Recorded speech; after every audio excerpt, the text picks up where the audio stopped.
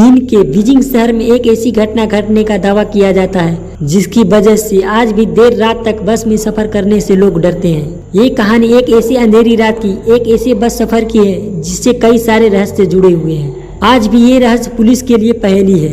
ये घटना को घटे करीब 27 साल हो चुके हैं। ये रहस्य को आज तक चीन की पुलिस नहीं सुलझा पाई है। ये कहानी सुनने में भूत प्रेत की लगती है, मगर इसमें टाइम लाइन है, इसमें पुलिस इन्वेस्टिगेशन है और काफी सारी चीजें आपको काल्पनिक लगेगी। ये एक रात की रहस्यमयी कहानी है जो 14 नवंबर 1995 को घटी थी। ये कहानी चीन के बीजिंग शहर से शुरू होती है। नवंबर का महीना था, ठंड काफी ज्यादा थी और बाहर कोहरा भी था। उसी रात रूट नंबर 375 से एक बस चलती है। चीन के बस 375 अपने निर्धारित समय से वुहान के से प्रेग्नेंट हिल के लिए निकलती है। बस पूरी यात्रियों से भरी हुई थी और कुछ किलोमीटर चलने के बाद बस से धीरे धीरे यात्री अपने स्टॉप पर उतरते चले गए। अब बस पूरी तरीके से खाली हो चुकी थी। बस में सिर्फ एक ड्राइवर और एक महिला कंडक्टर बचे हुए थे। प्रेग्नेंट हिल का सफर अभी भी लंबा था क्योंकि अभी भी 7 स्टॉप बाकी थे। लगभग आधी रात का समय हो चला था और चारों तरफ सन्नाटा पसरा हुआ था। जिस रास्ते से बस गुजर रही थी वह रास्ता भी गाँव और जंगलों के बीच से होता हुआ गुजर रहा था। 1-2 स्टॉप गुजरने के बाद बस number 375 bus stop summer place पर रुकती है। यहाँ ओल्ड लेडी 20 साल का लड़का और एक कपल चढ़ते हैं। यंग कपल ड्राइवर के पीछे वाली सीट पर बैठ जाता है और लड़का साइड वाली सीट पर जाकर बैठ जाता है और ओल्ड लेडी लड़के के ठीक पीछे वाली सीट पर बैठ जाती है। अब बस में कुल 6 लोग थे, 4 यात्री और 2 बस कर्मचारी। बस दोबारा से अपनी मंजिल की ओर चल पड़ती है और बस के अंदर का माहौल बिल्कुल शांत रहता है। बस जिस रास्ते से गुजर रही थी उस रास्ते में दूर दूर तक कोई इंसान नहीं दिख रहा। लगभग 4 स्टॉप गुजर जाने के बाद बस के ड्राइवर को रोड के किनारे 2 लोग दिखते हैं। ये देखकर ड्राइवर ने पहले तो सोचा कि बस नहीं रुकेगी क्योंकि ये लोग जहाँ खड़े थे वहाँ कोई बस स्टॉप नहीं था। महिला कंडक्टर को बहुत समझाने के बाद बस को रोकी गई। महिला ने ये कहा कि रूट की आखिरी बस है और इन्हें कोई बस नहीं मिलेगी। बस रुकते ही वो 2 लोग बस के पीछे वाले दरवाजे से अंदर दाखिल हुए। मगर तभी हैरान कर देने वाली बात ये हुई कि बस में सफर कर रहे यात्री और बस के कर्मचारी को होश उड़ गए। उन्होंने देखा कि बस में 2 नहीं बल्कि 3 लोग दाखिल हुए हैं। उनमें से 2 व्यक्ति के चेहरे बिल्कुल सफेद थे, आम इंसान से भी ज्यादा, और तीसरे व्यक्ति को अपने कांधे के सहारे देकर खड़ा रखा था। तीसरा व्यक्ति का सर नीचे की ओर था और बाल बिखरे हुए थे और उनके चेहरे बिल्कुल ढके हुए थे। तीनों लोग ने चीन के प्राचीन काल के कपड़े पहने हुए थे। ये तीनों यात्री बस के सबसे पीछे वाले सीट पर जाकर बैठ गए। बस में अशांति न फैले इसलिए महिला कंडक्टर ने समझाया कि हो सकता है किसी नाटक कंपनी में काम करते हो और देर रात होने की वजह से घर जाने की जल्दी में कपड़े उतारना भूल गए हो। अब बस आगे की ओर बढ़ते हैं और बस में कुल 9 लोग सवार थे। बस में पहले से जो ओल्ड लेडीज बैठी हुई थी वो बार बार पीछे मुड़कर देख रही थी। जब अगला स्टॉप आता है तो यंग कपल उतर जाते हैं। अब बस फिर से अपनी मंजिल की ओर चल पड़ती है और अब बस में सिर्फ 7 लोग बचे हुए थे। अभी भी ओल्ड लेडीज बार बार पीछे मुड़कर उन तीनों लोगों को देख रही थी। ओल्ड लेडीज को वो लोग कुछ अजीब लग रहे थे, मगर बस में सारे लोग बैठे हुए अपने आप में व्यस्त थे। महिला कंडक्टर ड्राइवर से बात करने में व्यस्त थी। ओल्ड लेडीज की आगे बैठा लड़का वो बाहर के नजारा देखने में व्यस्त था।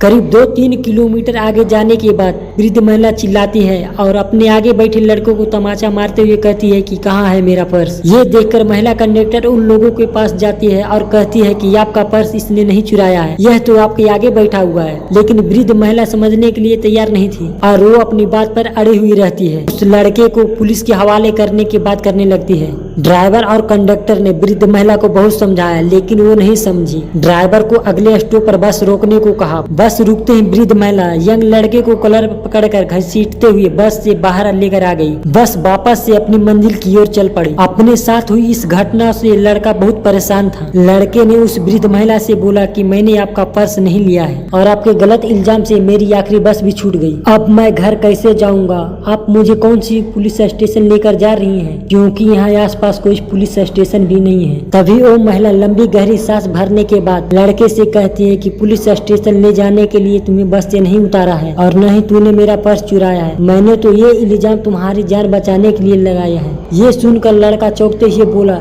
कि आपने मेरी जान कैसे बचाई। वो वृद्ध महिला कहती है कि याद है वो तीनों व्यक्ति जो बस के आखिरी में चढ़े थे, मैं पूरे रास्ते उन पे नजर रख रही थी। मुझे शुरू से ही वो लोग अजीब लग रहे थे। रास्ते के दौरान उन पे नजर रख रही थी, तभी तेज हवा के कारण उनकी कपड़े थोड़ी देर के लिए हवा में ही रहे। मैं ये देखकर डर गई क्योंकि उनके पैर ही नहीं थे और मुझे अपनी आंखों पर विश्वास ही नहीं हुआ। ऐसा लग रहा था जैसे मैं कोई सपना देख रही हूँ। तभी तीसरे व्यक्ति का चेहरा दिखा और ये देख मैं समझ चुकी थी कि ये कोई इंसान नहीं है। मुझे जितना जल्दी हो सके उस बस से बाहर उतरना था और मुझे तुम्हारी जान भी बचानी थी, इसलिए मैंने पर्स की झूठा इल्जाम तुम्हारे ऊपर लगाया ताकि किसी को शक न हो। ये सुनकर यंग लड़का कहता है कि आपने ड्राइवर और कंडक्टर को ये बात क्यों नहीं बताई। तो वृद्ध महिला ने बताया कि उन्होंने गंभीर रूप से नहीं ली और कहा कि आपकी आंखों को धोखा हुआ है। इसके बाद वृद्ध महिला और वो लड़का पुलिस स्टेशन जाते हैं और पुलिस कर्मचारी को अपनी साथ घटी घटना के बारे में बताते हैं, लेकिन पुलिस कर्मचारी उनकी बातों पर यकीन नहीं करते हैं और घर जाने को राय देते हैं। और पुलिस आश्वासन देते हुए कहते हैं कि अगर इस तरह की घटना हुई तो उस पर कार्रवाई जरूर होगी। तो वृद्ध महिला और लड़का घर चले जाते हैं और अगले दिन 15 नवंबर को पुलिस को सूचना मिलती है कि